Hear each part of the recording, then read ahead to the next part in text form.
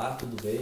Sou o professor Ricardo, sou professor de Educação Física e hoje estou aqui para abordar um assunto importante da minha disciplina, que é um dos conteúdos estruturantes da Educação Física, que é o esporte de invasão. Vocês conhecem o que é um esporte de invasão? Não? Opa, bora lá então, vem pra cá que o professor vai explicar um pouco. O esporte de invasão é quando você vai invadir a área do adversário, passando a sua metade da quadra ou campo, invadindo a quadra do adversário com o objetivo de fazer gols, marcar gols ou fazer cestas. E também para interceptar jogadas e interceptação de bolas para o seu time, né? Então, isso é um esporte de invasão, invadir a área do adversário. Uma das modalidades esportivas que está no esporte de invasão é o futsal. Então, hoje, galera, como vocês sabem, é um dos esportes mais tradicionais que nós temos no Brasil, nós vamos trabalhar um pouco sobre essa modalidade esportiva, né? Vamos lá, então. O futsal, eu vou contar um pouco do histórico, né, da origem, com algumas datas, com alguns anos importantes do futsal ou futebol de salão, porque no seu início teve como futebol de salão e num determinado período passou a ser futsal. Então bora lá então, galera, beleza? Futebol de salão, ele surgiu em Montevidéu, né, no Uruguai. Foi através de uma adaptação do futebol de campo, porque lá tinha muitos campos, e eles acabaram fazendo uma adaptação, acabou com que eles fossem utilizar as quadras. Quais que eram as quadras que eles iam utilizar? As quadras de basquete e nos salões. Então, eles começaram a criar esse futebol de salão. A principal associação que originou foi na Associação Cristã de Moços, em Montevidéu, pelo professor de Educação Física Juan Carlos Seriani, que foi um dos idealizadores das primeiras regras do futebol de salão. Na época, começou a ser chamado de indoor futebol. Certo, galera? Até aqui, tudo bem? Certinho? Então vamos continuar. Agora vamos trazer um pouco do futsal para o Brasil. A origem do futsal aqui no nosso país foi em 1935, no qual ele chegou aqui. Em 1936, por Roger Gray, publicou as primeiras normas e regulamentos no jornal. O primeiro campeonato de salão foi em São Paulo, no qual São Paulo foi campeão. Em 1954, a Federação Metropolitana de Futebol de Salão no Rio de Janeiro foi criada. Em 1955 foi criada a Federação Metropolitana Paulista de Futebol de Salão.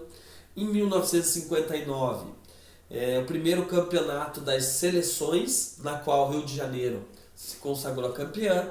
Em 1969 foi criada a Confederação Sul-Americana em Assunção, no Paraguai. Olhem essa data, galera. 1971 foi criada a FIFUSA em São Paulo, né? Em 1979, a CBFS, que é a Confederação Brasileira de Futebol de Salão.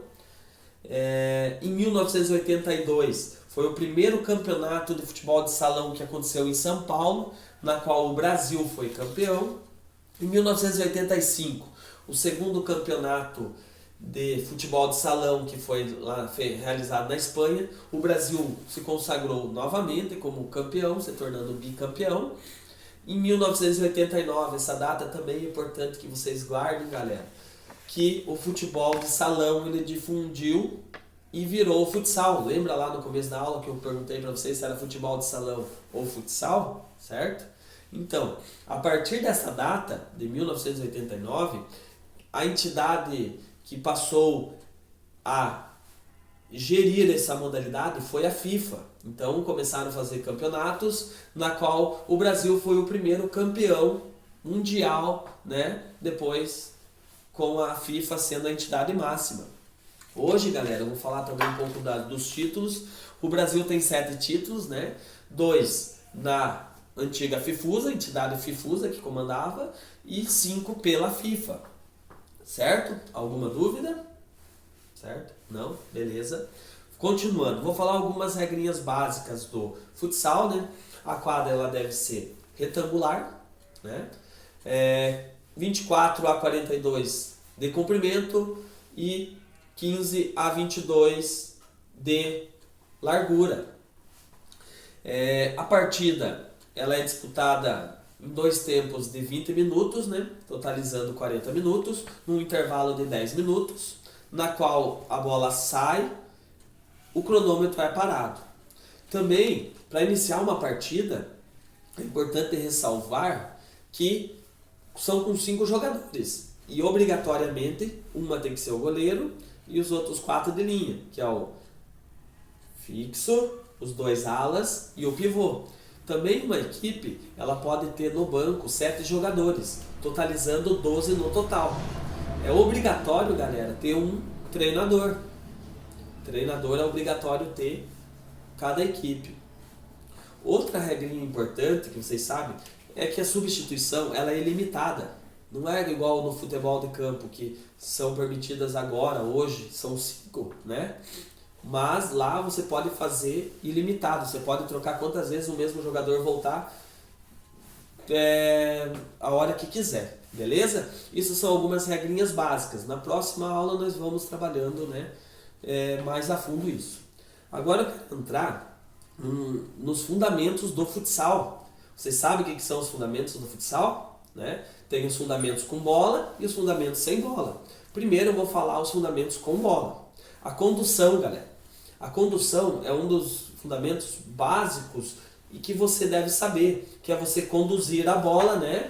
Conduzir próximo ao seu corpo, mediante em direção ao gol ou para fazer jogadas, né? Ela pode ser conduzida com com a parte da sola do pé ou com a parte interna e externa do pé. Outro fundamento importante é o passe. O passe é um dos que mais utiliza também numa partida para enganar a sua equipe adversária, na qual você pode fazer passes com bico do pé, parte interna do pé, parte externa do pé, calcanhar, também com o joelho, que não é muito frequente, com o peito também você pode fazer um passe, e com a cabeça, que também não é muito comum, mas também pode ser considerado um passe, certo? Outro fundamento é o domínio. A partir do momento que você recebe um passe, você domina a bola junto ao teu corpo, né? O domínio é considerado quando você domina a bola e ela fica perto do seu corpo. Pode ser dominada, tem vários tipos de domínio, com parte interna, parte externa e com o solado. Também pode ser com o joelho, com o peito, com a cabeça, né? Vale ressalvar, galera, que não pode utilizar em momento nenhum do jogo do futsal as mãos. Então, é uma falta, considerado uma falta também, beleza? Por isso que é só com essas partes do corpo. Outro fundamento é o chute, né? O chute ele pode ser tanto defensivo como ofensivo. O defensivo, não deixar com que o time adversário marque gol. Você vai chutar para fora como uma forma de chute, excedendo sua força, diferente do passe, né? Ele pode ser ofensivo, você chutando para tentar marcar o gol. E ele pode ser com o bico, com a parte interna, com a parte externa, né? E com o calcanhar. Então esses são alguns tipos de chute.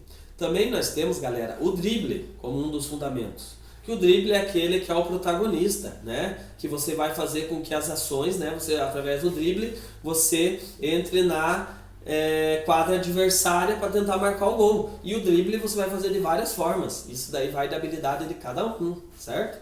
E temos também o cabeceio, né? O cabeceio ele pode ser, né, como para tirar uma bola defensiva e como para marcar o gol. Ele pode ser com a parte frontal, com a parte lateral, né, da cabeça, ou com a parte da nuca. Beleza, galera?